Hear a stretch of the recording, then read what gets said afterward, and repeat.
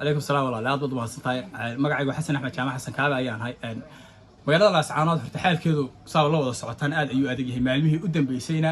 waxa ka socotay xaalad qasan oo 6 maalmood u dambeysay wax ganacsi iyo wax adeeg bulshada socdayna ma jirto dhimashada iyo dhaawacana warbaahintu aad u soo tabinaysay waxaana ka socday dagaal kala duwan iyo xaaladeedu wallahi runtii ma fiicna ama aad loo qorxoon saayidku la socotaan walow maanta ay xukuumadda Soomaaliland ka jirtay adeegii isgaarsiinta taaqudheeduna ay tahay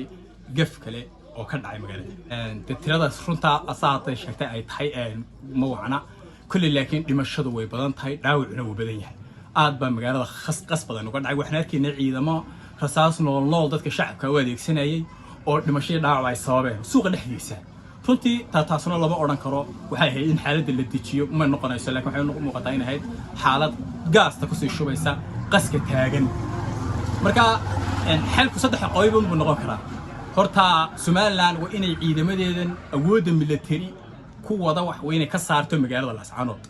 taasuna xal kuma nabad kuma imanayso ciidamada waa in laga saaro dadka deegaanka waa in si dawladaysan oo nidaamiysan loola hadlo siyaasiyiinta deegaanka ay dadka dejiyaan dadka laga joojiyo wali hadda wararkii u dambeeyay waxay sheegeen in dadka deegaanka ay ka baxayeen magaalada oo nabadgelyo darro awgeed taasuna ma aha qurux badna ta kalena waxa weeye siyaasiyiinta kasoo jeeda deegaanka siyaasiyiinta kasoo jeeda deegaanka meel siyaasiyiin fara badan deegaanku leeyahay Soomaaliland wax ka yihiin Puntland wax ka yihiin dowladda isku wax ka yihiin haddana dadka siyaasiyiinta iyo dadka deegaanka isku soo shaqeeyaan marka waxa la oran karaa wada siyaasiyiinta su'aasha la weydiinayo waxay tahay idinka iyo dadka deegaanku tibihiinu isku sima u xirmaan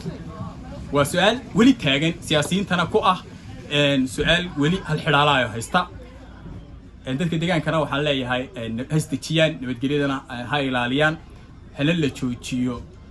qaska iyo dhimashada iyo dhaawac si badan ayo walaal dad badan magaalada gudaheeda waa lagu dilay oo marka laga yimaado xitaa ninkii habeenkii ku dhintay qaar fara badan oo kale ayaa magaalada gudaheeda ku dhintay oo sabab ay u dhintaan imka aan la garanaynin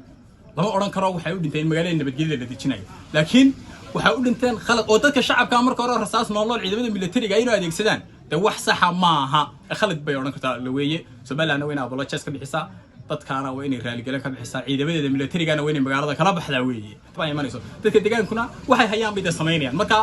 runtii waxaan oran karaa dadka deegaanka waa laga khaldan yahay ciidamada Soomaaliland magaalada gudaheeda ka baxaan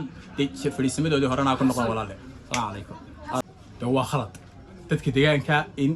xaweeye laga jaro ama magaalada khadka internetka isgaarsiinta wali shirkado lagu qasbay mas'uuliyiinta sare shirkadaha qaar kood waa wada xira marka sabab looga xiraya dadka maxaa waa caburin kale waa tan un xabada ay la mid tahay in adeeg isgaarsiinta laga xiro marka wixii magaalada gudaheeda ka dhacaya aan la ogaanin ayay taasi ka turjumaysaa